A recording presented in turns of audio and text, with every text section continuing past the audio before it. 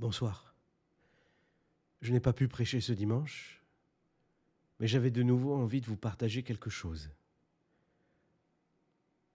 Encore un texte du docteur Martin Luther,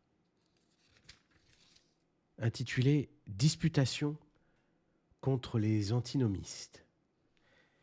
Ce n'est pas une prédication, mais c'est suffisamment court et suffisamment intéressant pour qu'on s'y attarde.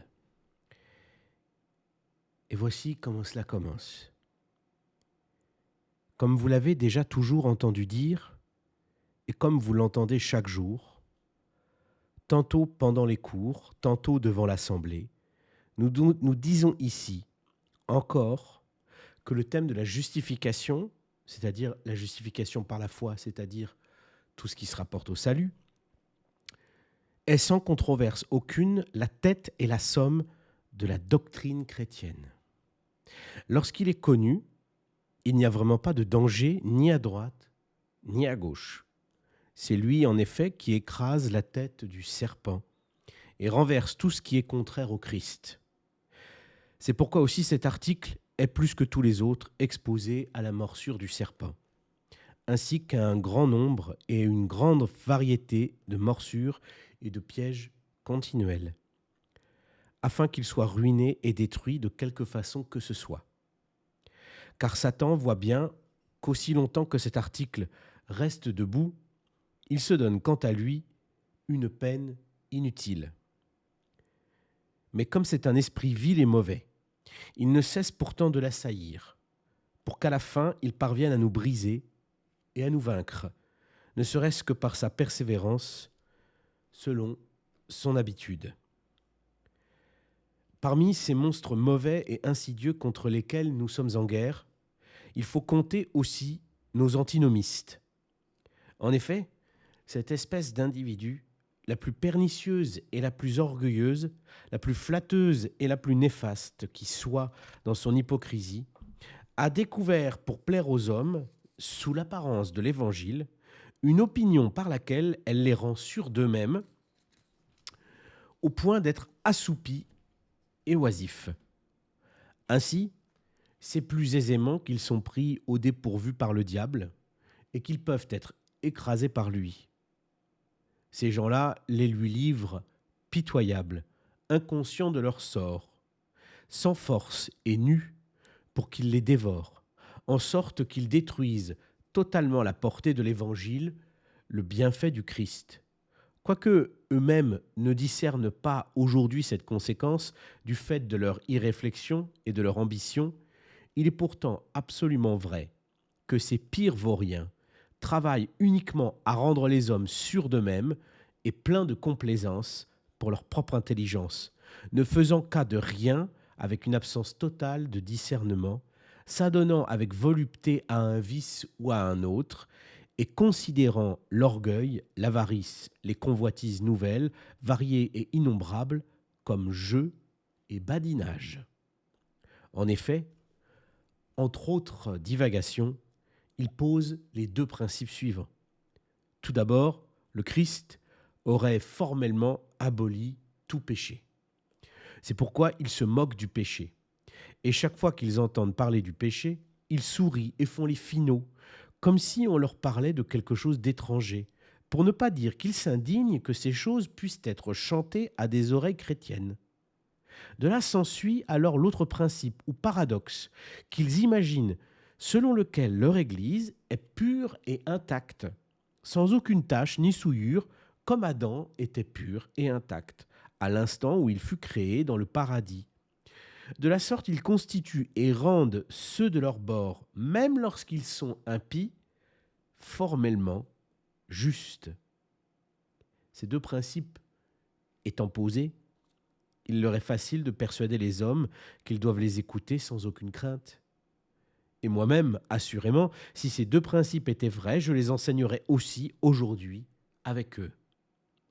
Mais hélas, la souffrance, ou si vous voulez, l'expérience, pour ne pas dire la parole de Dieu, nous donne un enseignement bien différent et sur le péché et sur l'Église dans le monde. Mais eux, comme ils sont des théologiens tout à fait doux et avenants, ajoute à cette doctrine, qui est la leur, une correction et un remède. Si le Christ cherche ainsi à mettre au jour l'hypocrisie, s'il se dresse et se déchaîne dans l'Évangile contre les hypocrites, ce n'est pas parce qu'il n'aurait pas aboli tout péché, mais parce qu'il veut que nous soyons avertis quant au péché à venir.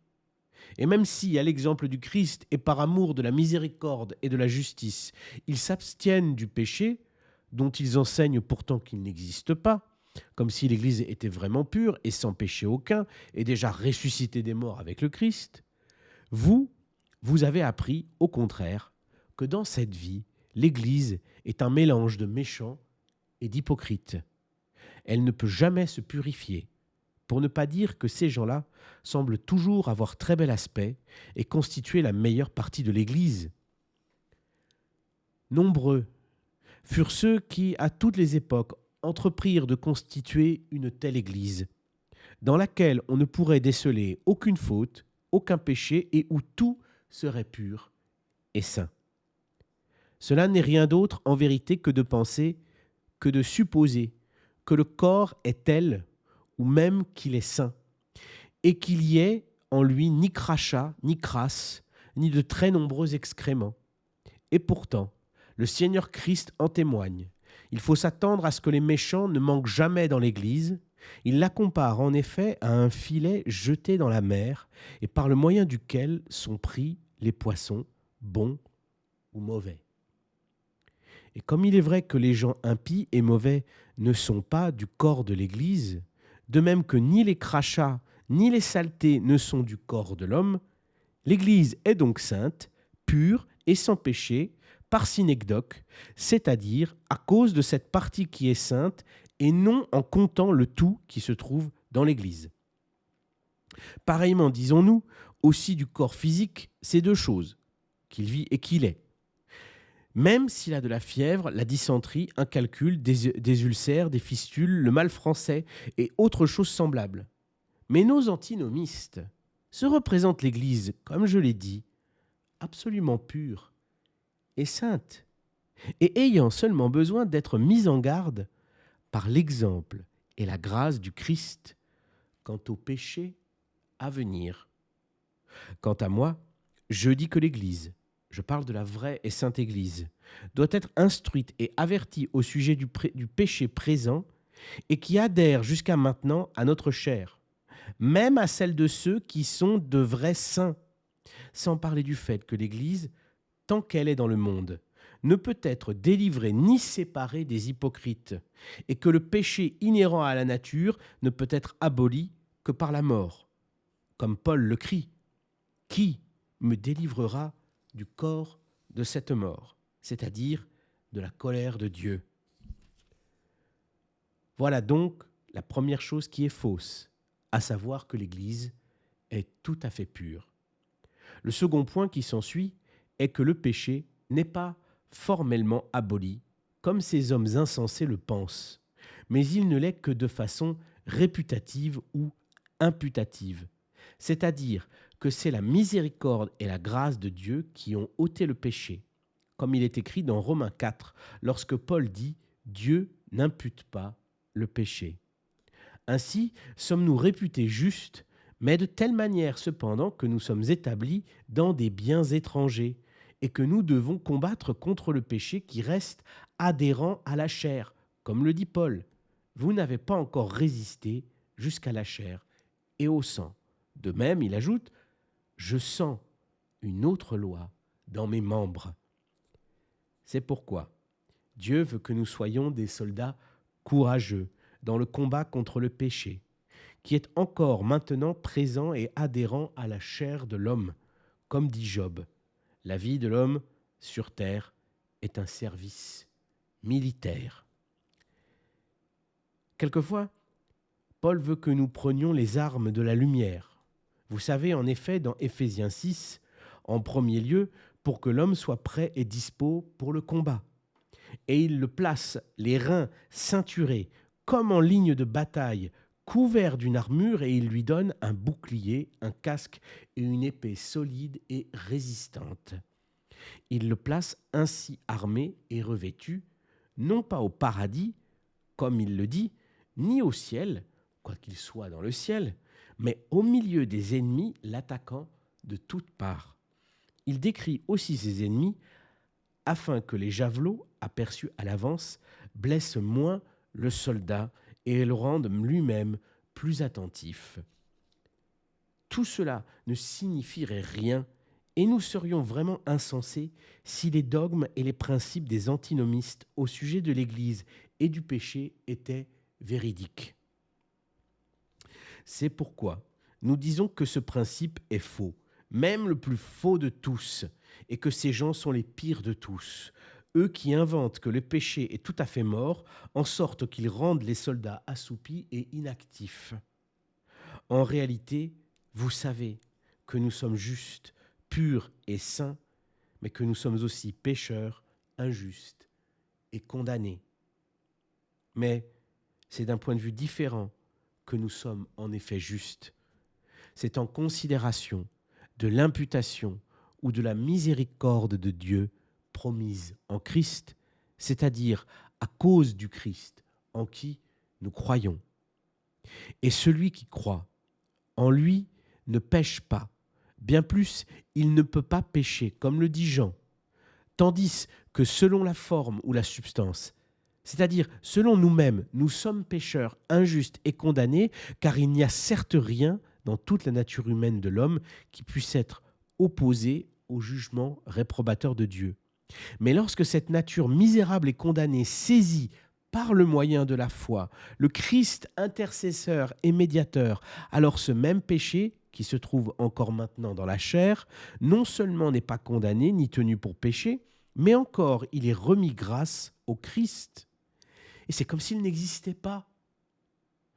Non pas cependant pour que désormais en sécurité tu dormes sur tes deux oreilles, mais pour que, du fait précisément de cette imputation qui est d'origine divine, en vertu de laquelle tes péchés te sont gratuitement remis grâce au Christ, tu sois envoyé comme à l'armée et à la bataille, afin de lutter et de combattre sans cesse pendant toute ta vie contre le péché, le diable, contre le monde et contre ta chair, à toi. Car ces ennemis ne s'arrêteront jamais, ils ne se reposeront jamais. Nuit et jour, ils t'appelleront à commettre toutes les choses les plus mauvaises, à l'intérieur et à l'extérieur, contre Dieu et contre l'homme, qui sont mentionnés dans la première et dans la seconde table, afin de te retirer de cette imputation et du Christ, grâce auquel tu es juste et pur devant Dieu, et afin de te faire passer dans le royaume des ténèbres et de te faire suivre les choses qui sont de l'homme charnel et du vieil Adam. C'est pourquoi il est vrai que l'Église est pure et le péché aboli. Mais toi, vois, afin de distinguer correctement. Par rapport au Christ, nous sommes tels, mais par rapport à nous-mêmes, nous luttons perpétuellement avec le diable et la chair, avec des vices et des maux de tout genre qui tentent et s'efforcent de nous abattre, pour que nous nous méfions et désespérions de Dieu, ou même que nous présumions de nous-mêmes contre Dieu, et soyons ensuite désobéissants pour vivre selon notre bon plaisir. Et c'est là ce que les antinomistes machinent, car, quant à eux, ils visent et entreprennent ces deux choses. D'abord, persuader les hommes que l'Église est pure et sainte. Ensuite, que le péché n'est rien, ou du moins qu'il est tel et qu'il n'y a pas lieu de lui porter remède. De même aussi, forts de leur fausse sécurité, ils se moquent du diable, ne supportant même pas qu'il faille tenir compte de celui-ci. C'est pourquoi je dis qu'ils procèdent mal en matière de distinction. L'Église est sainte à cause de la partie qui en elle est sainte. Cela par synecdoque, comme nous avons dit, nous aussi nous sommes purs et saints, mais d'abord par imputation, parce que le péché ne nous est pas imputé. En second lieu, nous sommes aussi formellement justes, afin que, lorsque par ses prémices le Saint-Esprit m'est aussi donné du ciel par la foi, je commence à lutter et à combattre contre le péché et le blasphème. Par exemple, si je crois au Christ et que le diable est ma chair et le monde l'attaque, je dis non, car il n'y a nulle part sous le ciel un autre nom qui a été donné aux hommes par lequel il nous faille être sauvés. De même, contre toutes les terreurs, je dirais, le Seigneur veut la vie, ton cœur sera fortifié, agis virilement, attends le Seigneur, et lui-même viendra et ne tardera pas, etc. Assurément, s'il n'y avait pas pour les chrétiens ce genre de lutte, de combat, de croix et de tribulation, ils risqueraient de perdre et d'abandonner tout à fait le Christ. Et pourtant, je ne parle pas ici des combats et des tribulations corporelles, mais de ceux de tout genre, à l'intérieur et à l'extérieur, qui viennent par le moyen du diable et des hommes, afin que nous soyons armés, non pas tant contre les maux corporels que contre la haine et le mépris de Dieu, contre le désespoir, le manque de confiance et la présomption. En effet, le diable tourne autour de nous comme un lion affamé et rugissant, et il cherche qui dévorer. Qu'il tourne. Mais convient-il, je le demande, que nous dormions ou que nous nous sentions en sécurité, désœuvrés et assoupis, alors que notre ennemi le plus vigilant et le plus violent fait rage? C'est pourquoi les antinomistes sont les plus pervers de tous les hommes, eux qui, par cette doctrine criminelle qui est la leur, entreprennent de nous livrer, sans armes, malheureux que nous sommes, à nos ennemis les plus puissants. Ils travaillent à nous rendre sûrs de nous-mêmes et paresseux, et à nous mener ainsi, privés de discernement et de jugement, pleins d'espoir sous l'effet d'une joie et d'une sécurité tellement fausses et pernicieuses, et quoique le Christ nous ait promis d'être notre secours, bâillant pendant ce temps toute crainte bannie. Par cette doctrine, ils machinent et obtiennent ce résultat. Portes et fenêtres sont ouvertes au diable, si bien qu'il peut faire irruption avec toute sa suite pour nous détruire. En effet, voyez-les, je vous prie, voyez-les. Vous n'avez certainement jamais entendu sous le soleil une espèce d'homme plus orgueilleuse, plus fourbe, plus avide, ni plus intrigante et plus assurée. Comme si leurs ennemis, complètement surmontés, domptés et battus, ils naviguaient dans le port hors de tout danger. Et s'ils avaient obtenu ce qu'ils cherchaient, plaise à Dieu de les en empêcher. Je ne doute pas que seraient vite présents les temps à propos desquels Pierre et le Christ ont prédit que les hommes vivront avant le dernier jour, dans une très grande sécurité, au point même qu'ils se moqueront de ce jour et de cette parole du Christ.